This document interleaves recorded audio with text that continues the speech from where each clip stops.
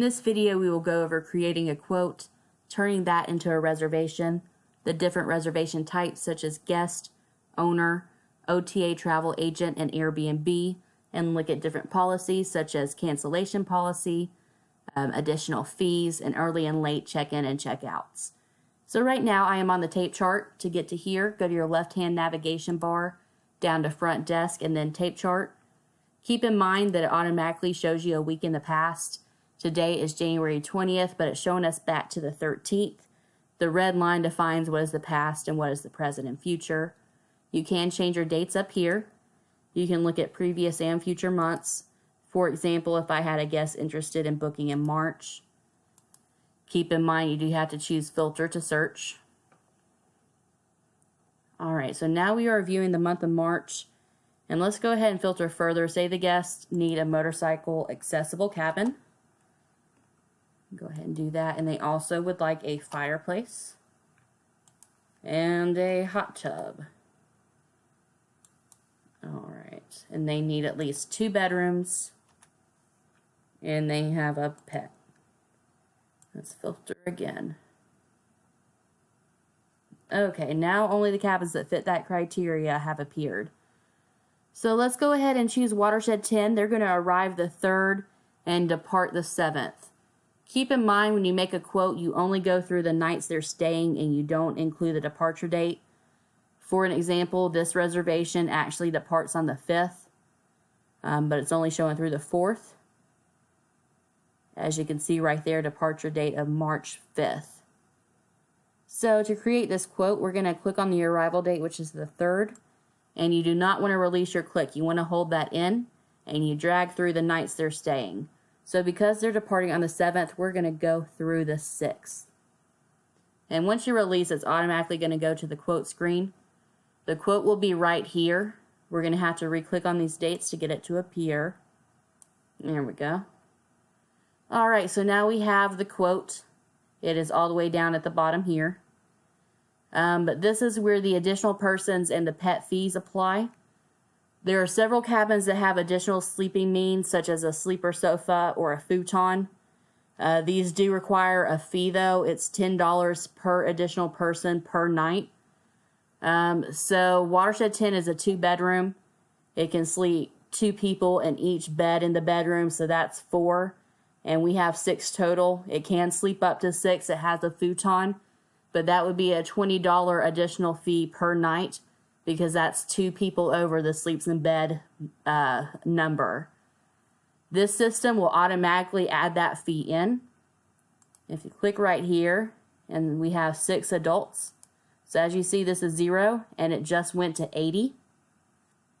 So that will be the additional person's fee of all, which is true. It's 4 nights at $20 a night, so that is $80. And say they also have a pet. But while we were on the additional person's fee, actually, a futon pack will be at the cabin for the futon.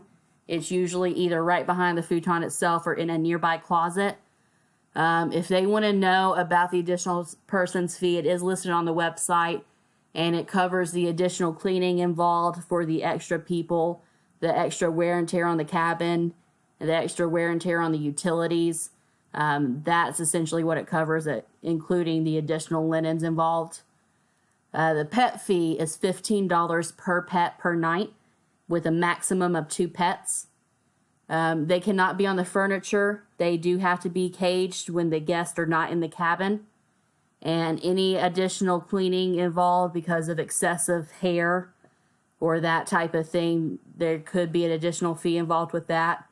And any damages that were caused by the pets, the guests would be responsible for, and we are not responsible for any harm that comes to the pet during their stay with us. And so the pet fee, whenever I added that, you see it did not add automatically. We have to add that down here under extra charges. You want to go to add fee and then pet fee. It automatically adds it for the correct price. If you have 2 pets, you just change this number from 1 to 2, and it'll automatically change that to 120. But we're going to go back to 1. Change back. Okay, I will manually change you. There we go. All right, so campaign, you do have to fill this in to get the quote to turn into a reservation. So just ask them where they found out about us. If it was Facebook, online, a friend. Say they saw our website, watershedresort.com, so I'm going to choose that. If you are a travel agent, this is where you'll select your information, and you'll be told which of these you choose depending on what site you're working on. And right here is going to be the quote for the total, including the additional person's fee and the pet fee. This is the required deposit. The required deposit is typically right at half, and the other half is due 30 days before arrival.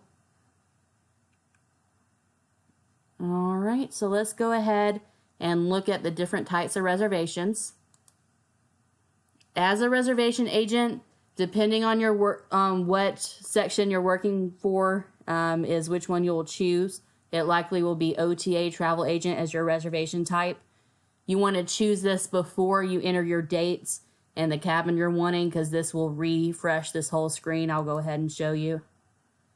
As you can see, it refreshes your whole quote, so make sure you choose this first. There's not much of a difference. Owner is for owner reservations. It'll have a 0 amount due because it's their cabin. They don't have to pay to stay there. They will be charged a cleaning fee, which is automatically added. Owner referral is for specific events. That will be customer service only. Airbnb, that's obviously for Airbnb reservations. And Wi-Fi hotspots, if someone is reserving a hotspot, this is how you create a hold for that hotspot for them. You want to change it to this. And then enter your specific dates. So check out of the 7th.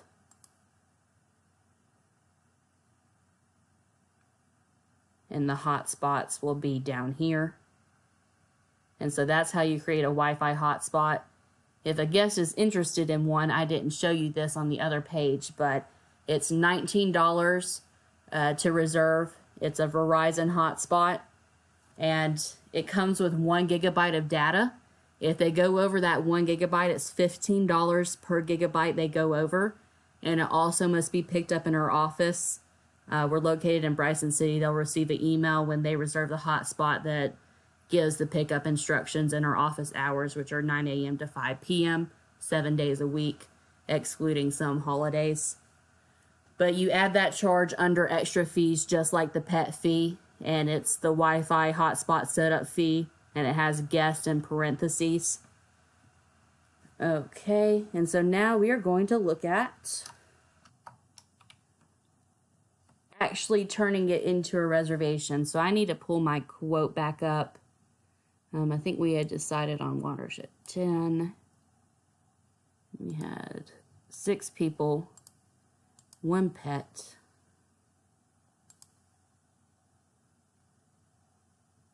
Oh, I'm still in hotspot, so back to guest. Do this again.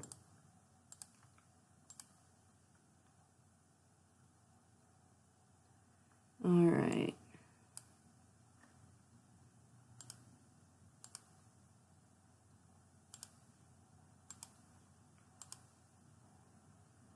Okay, and promotional codes, reservation agents, depending on what you have access to, you have to have permission to use any kind of discount codes.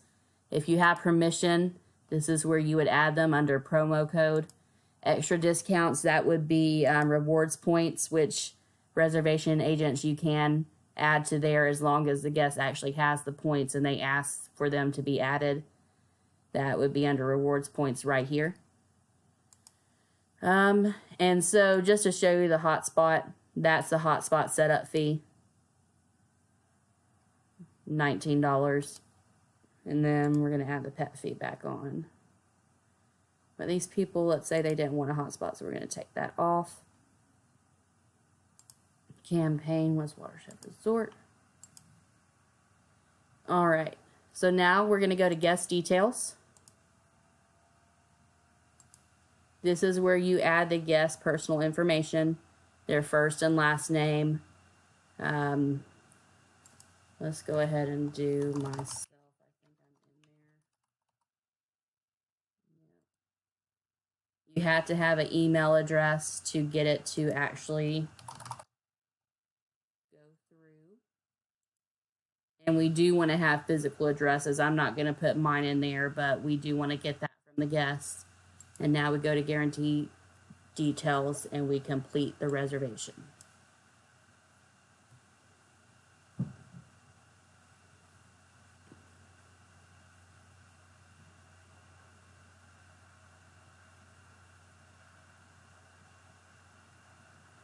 Okay, so we want to confirm. If you have booked this through another website like HomeAway, Airbnb, or something like that, and it has a confirmation number, you want to put that in here. That'll make it searchable by that confirmation number up here. Here we have the total. Notes, this is where you want to enter anything special about the guest, like say it's their anniversary or any specific details the guest asked for.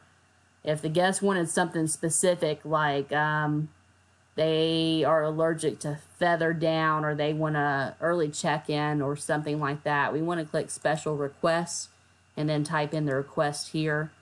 You also want to add a work order for this specific department. If it's housekeeping, you add a work order, like if it was down. If they wanted their hot tub dumped for sure before their arrival, you want to add it to maintenance, which up here, this folio button, if you click on that, that takes you to a different view where you have the maintenance tab and you can add a work order there. We want to go back to folio for now. So everything is all set for the guest. All fees have been added. So we go ahead and go to post payment. The payment amount is going to be what it had been set before, just a little bit over half. And you go to add new card and you type in their card number. Sometimes when you use the zip code, it doesn't work. So try leaving that blank if it's not working, and it should go through then. You sometimes don't need that CVC code either. But try with everything first. And if you're getting errors, then try taking those two things out. And once you have posted the payment, you are all set. The reservation is made. If you have that disposition screen up on your call log, be sure you put the folio reservation number in and the total amount of the reservation to show that we have won that reservation. Okay, so now we are going to look at important policies to note. We have already discussed the additional person's fee, the pet fee, and the Wi-Fi hotspots. The guests need to be 25 or over. They can have a co-signer who is 25 or over, but their name must be on the reservation, and we also need a credit card number from the 25 or over person. We don't have to actually charge the reservation to that card. We need to charge at least $1 to make sure it's valid, but they would be held responsible for any damages. Last minute reservations, we need to have a picture of the license, either emailed or text to us. This is just protection against scams. Cancellation policy, if they cancel within 24 hours of making the reservation, we can cancel it no problem. If it's out of that 24-hour window, but more than 30 days before they arrive, there's a $75 cancellation fee. If it's out of that 24-hour but less than 30 days before they're supposed to arrive, we can't cancel. But what we can do is open the dates back up and try to rent it back out. Any dates that rent from the reservation, we can refund back. But if not all the days rent back, we can't refund the dates that don't rent. So if they had a 4-night reservation, but only 3 nights rented out, we can only refund those 3 nights. If it's extenuating circumstances, which a manager must approve, we can offer what's called a hardship policy. You would have to speak to a manager about this, and they could go over the details with you. Weddings and parties would need to go through customer service, so please send those requests to them. And that is about it. There are some rental items available, such as pack and plays. please ask for a spreadsheet of these items, and you would be able to have that for any time guests request these things. If something like that is requested, it would have to go under the special request notes again, and then assigned to housekeeping or maintenance according on what it is. That's it for this video. Please join me again. Thank you.